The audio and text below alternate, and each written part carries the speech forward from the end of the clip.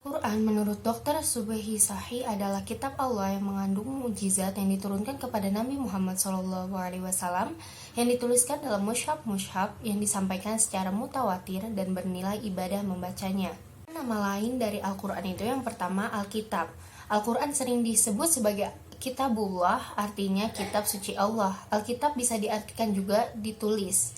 Contohnya terdapat pada surah Al-Baqarah ayat 2. Yang selanjutnya Al-Furqan, maksudnya yang membedakan antara yang hak sama yang batil. Contohnya dalam Quran surah Al-Furqan ayat 1. Yang ketiga Az-Zikru, maksudnya memberi peringatan kepada manusia. Contohnya terdapat dalam Quran surah Al-Hijr ayat 9. Wahyu menurut bahasa artinya pemberitahuan secara rahasia dan cepat, sedangkan menurut istilah wahyu adalah pemberitahuan Allah kepada nabi-nabinya untuk memberikan peringatan agama. Penyampaian wahyu yang dialami Nabi Muhammad SAW diantaranya adalah 1. Mimpi yang benar.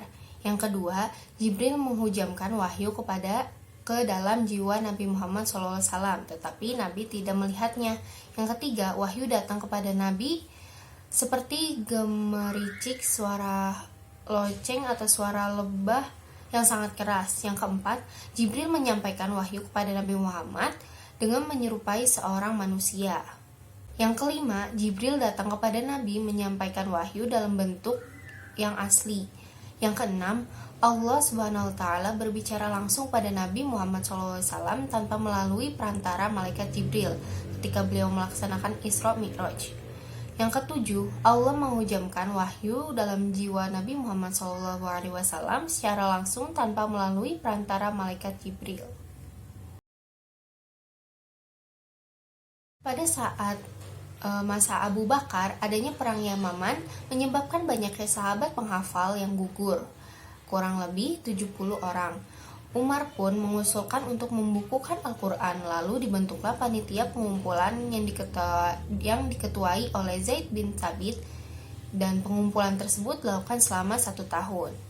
Dan ketika masa Utsman bin Affan, yaitu dilakukannya penyeragaman bahasa yang digunakan dalam Al-Quran, yaitu bahasa Arab. Karena hal ini terjadi disebabkan karena banyaknya perbedaan bahasa yang digunakan dalam pembacaan ayat suci Al-Quran.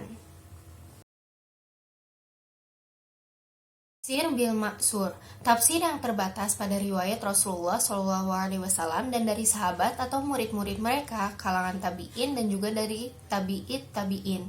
Contohnya itu Al-Quran dengan Al-Quran, Al-Quran dengan Sunnah, yaitu Quran surah Al-An'am ayat 82 yang terdapat kata az-zulum dijelaskan Rasulullah dengan arti syirik atau kemusyrikan. Selanjutnya ada Al-Quran dengan riwayat sahabat dan Al-Quran dengan penjelasan tabi'in.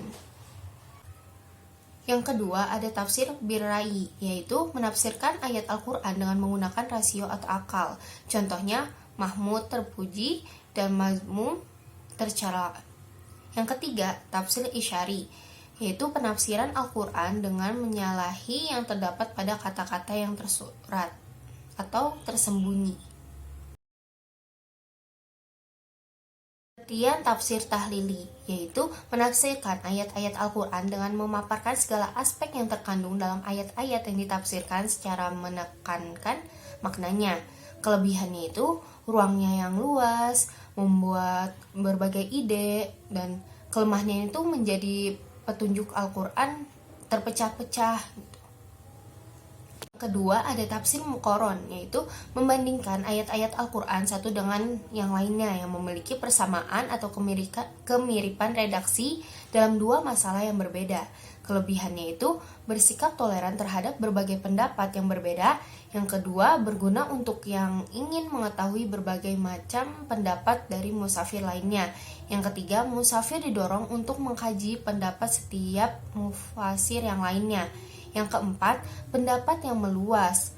Kekurangannya itu tidak dapat diberikan kepada seseorang yang masih awam atau pemula. Yang kedua itu kurang dapat diandalkan untuk menjawab permasalahan-permasalahan sosial. Terakhir ada tafsir maudu'i, yaitu menafsirkan ayat-ayat Al-Quran berdasarkan tema atau pokok bahasan yang telah ditetapkan.